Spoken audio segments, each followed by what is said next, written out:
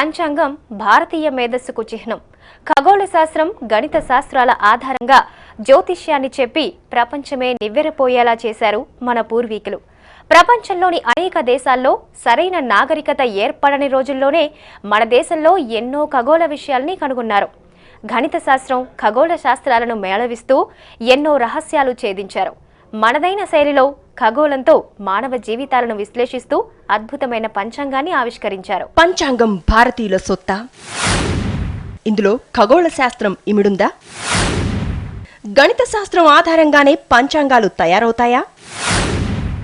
ఆకాశాన్ని చూస్తూ నక్షత్రాల గమనాన్ని ఎలా లెక్కిస్తారు? గ్రహ గమనాన్ని లెక్కించడానికి ఉన్న పద్ధతులేమిటి? గ్రహణాల్ని, ముహూర్తాల్ని ఎలా లెక్కలు కడతారు? అసలు ఇంతకీ పంచాంగంలో ఏ విషయాలు చర్చిస్తారు? వాటికి మానవ జీవితాలకు సంబంధం ఉందా? అవి మనకు ఎలాంటి మేలు చేస్తాయి? పంచాంగం అంటే 5 ప్రధాన అంగాలను సృష్టించేది. మానవ జీవితాల్ని అత్యధికంగా ప్రభావితం చేసే 5 కీలక అంశాలతో పంచాంగం తయారవుతోంది. మనం నిత్యం జీవితంలో ఉపయోగించే ముఖ్యమైన తిథి, వారం, నక్షత్రం, కరణం, యోగం లాంటి ప్రధాన అంగాలే పంచాంగానికి ఆధారం. పంచాంగం అంటే 5 అంగాలు కలిగినది. తిథి, వారం, నక్షత్రం, యోగం, కరణం. సూర్యుడికి చంద్రుడికి మధ్య దూరాన్ని అనుసరించి తిథి ఏర్పడుతుంది. సూర్యుడు చంద్రుడి మధ్య ఉండే వృత్తాన్ని 360 డిగ్రీలుగా విభజించారు. వృత్తాన్ని 30 భాగాలుగా విభజించి సూర్యుడికి చంద్రుడికి మధ్య దూరాన్ని 12 డిగ్రీలకు ఒక తిథి చొప్పున మొత్తం 30 తిథుల్ని ఏర్పరిచారు. ఇలా పాడ్యమి, విదియ, తదియ మొదలుకుని అమావాస్య వరకు 30 తిథులుగా వర్గీకరించారు. గ్రహ కక్షల ఆధారంగా వారాలు ఏర్పడ్డాయి. సూర్యుని చుట్టూ ఉండే గ్రహాల కక్షలననుసరించి ఆదివారం నుంచి శనివారం వరకు పేర్లతో వారాలు ఏర్పడ్డాయి.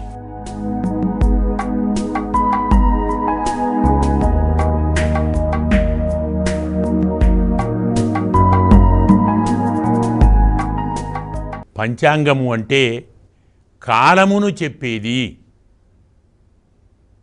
మనము ఆచరించే పనులకు ఏది మంచి రోజు, ఆ మంచి రోజులో ఏది మంచి సమయం, ఆ మంచి సమయంలో ఏది మంచి ముహూర్తం, ఆ మంచి ముహూర్తంలో ఏ ప్రాంతం ఉత్తమం, దాన్ని ఏ రీతిలో ఆచరించాలి, ఎవరు ఆచరించాలి, ఏ సమయంలో, ఏ ప్రదేశంలో, ఏ వ్యక్తి ఏ పనిని ఎలా ఆచరించాలి, ఎలాంటి ఫలితం కలుగుతుంది అని చెప్పేది పంచాంగము. జ్యోతిష్ శాస్త్రంలో జాతక భాగం, ఫలిత భాగం, సిద్ధాంత భాగం, ముహూర్త భాగం, సాముద్రిక భాగం, ప్రశ్న భాగం, శకున భాగం 7 ఉంటాయి. ఇందులో ముహూర్త భాగం, ఫలిత భాగం, సిద్ధాంత భాగం, జాతక భాగానికి పనికొచ్చేది పంచాంగం.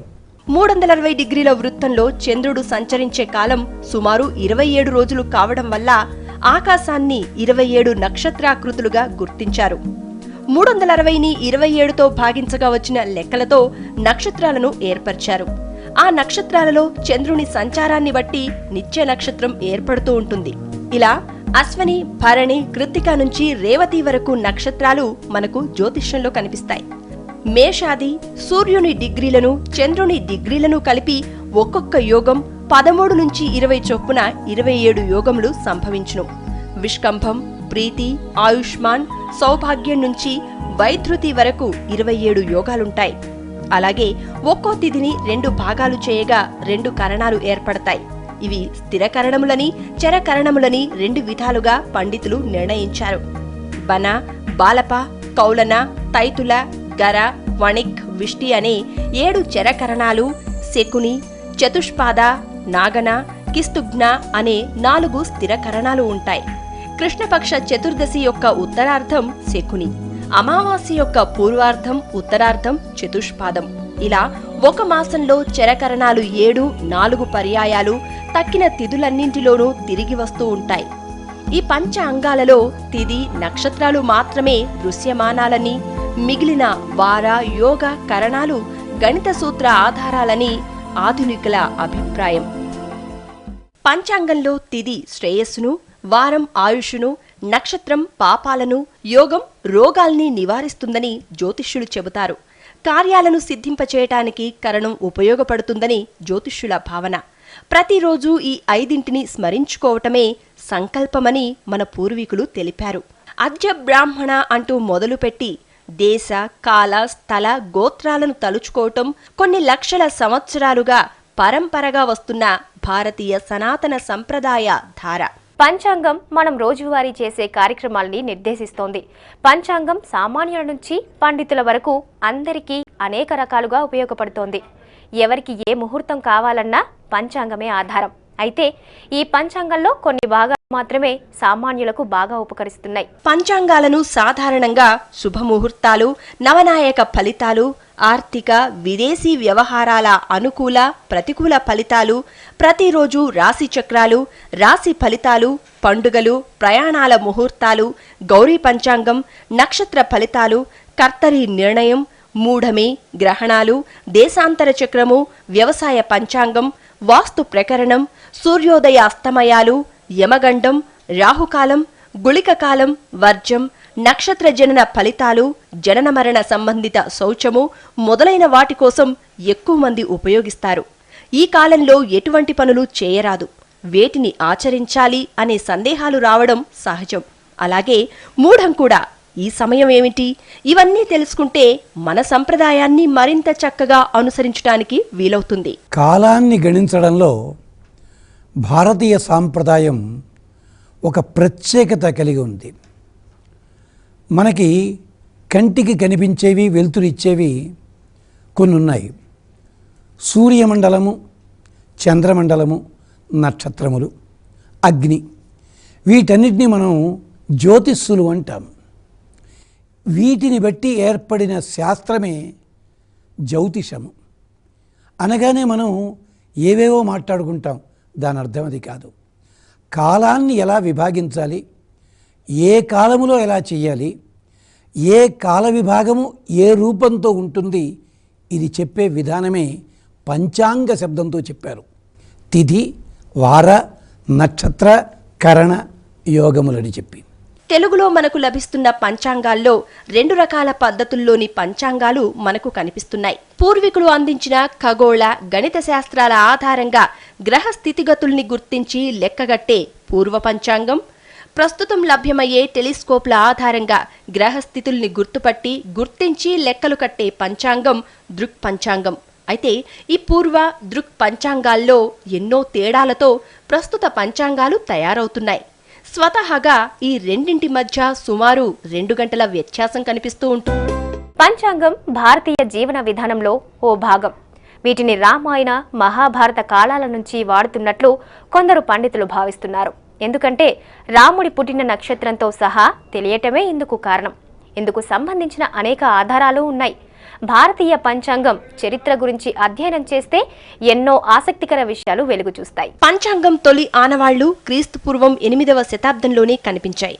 క్రీస్తుపూర్వం 800 సంవత్సరంలో సంస్కారపూర్వకమైన ఆచారాలు, సంప్రదాయాలు వైదిక స్మార్తపరంగా బోధాయన మహర్షి రచించినట్లుగా బోధాయన సూత్రం తెలియజేస్తున్నది. ధర్మ సుల్భ సూత్రాలను ఆపస్తంభ మహర్షి రచించినట్లుగా ఆధారాలు ఉన్నాయి. క్రీస్తుపూర్వం 3వ శతాబ్దంలో కాత్యాయన మహర్షి సుల్భ సూత్రాలను మరింత విస్తృతపరిచినట్లుగా చరిత్ర చెబుతోంది. ఆచార సంప్రదాయాలకు మూలం సంకల్పం. సంకల్పంలో ప్రధానమైనవి సంవత్సర, అయన, ఋతు, మాస, పక్ష, తిథి, వార, నక్షత్రములు. వీటిని ప్రతి నిత్యం సంధ్యావందనంలోనూ, పితృతర్పణాదులలోనూ, ఆగమ పూజా విధానంలోనూ, కళ్యాణోత్సవాలలోనూ, యజ్ఞయాగాది క్రతువులలోనూ మనము మననం చేయాలని బోధాయనుడు, ఆపస్తంభుడు వారి వారి గ్రంథాలలో తెలియజేశారు. దీని ద్వారా తిథి, వార, నక్షత్ర యోగ కరణాదులను తెలుసుకునవలసిన ఆవశ్యకత తేటతెల్లమవుతున్నది. ఇక సిద్ధాంతపరంగా చూస్తే కాలాన్ని వివరించే సిద్ధాంతాలు మొత్తం 18 ఉండగా అందులో 5 సిద్ధాంతాలు ముఖ్యమైనవని వరాహిమిహిరుడు తెలియజేస్తూ క్రీస్తు శకం 505లో పంచ సిద్ధాంతిక గ్రంథాన్ని రచించారు.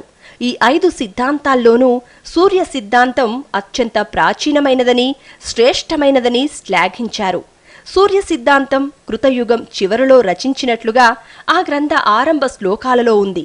మయాసురుడు సూర్యుని గురించి తపస్సు చేసి సూర్య భగవానుని అనుగ్రహించే సూర్య సిద్ధాంతం అనే కాలశాస్త్రాన్ని రచించినట్లు పూర్వీకుల భావన. ఈ గ్రంథం పంచాంగ రచనలో, సూర్యాది నవగ్రహ సంచారంలో, గ్రహణ సాధన, తిథి వార నక్షత్ర యోగ కరణాలలో నక్షత్రగ్రహ స్ఫుటాదులను గణిత రూపంలో తెలియజేసిన అతి ప్రాచీన గ్రంథం, తొలి గ్రంథం. సూర్య సిద్ధాంత గ్రంథాన్ని వారణాసిలోని సంస్కృత విశ్వవిద్యాలయంలోని పండిట్ బాపుదేవ శాస్త్రి ప్రప్రథమంగా ఆంగ్లంలోకి అనువదించారు. ఈ గ్రంథాన్ని ఆధారంగా చేసుకుని క్రీస్తుశకం 1688, 1743లో జైపూర్ మహారాజు జైపూర్లో జంతర్ మంతర్ అనే ఖగోళ వేదశాలను నిర్మించారు. సూర్య సిద్ధాంతంలోనూ త్రిప్రశ్నాధికార అధ్యాయాన్ని ఆధారం చేసుకుని ఈ నిర్మాణం జరిగింది. ఈ సిద్ధాంతాన్ని ఆధారం చేసుకుని క్రీస్తుశకం 1743లో ఢిల్లీలో యంత్ర మందిర్ నిర్మించారు.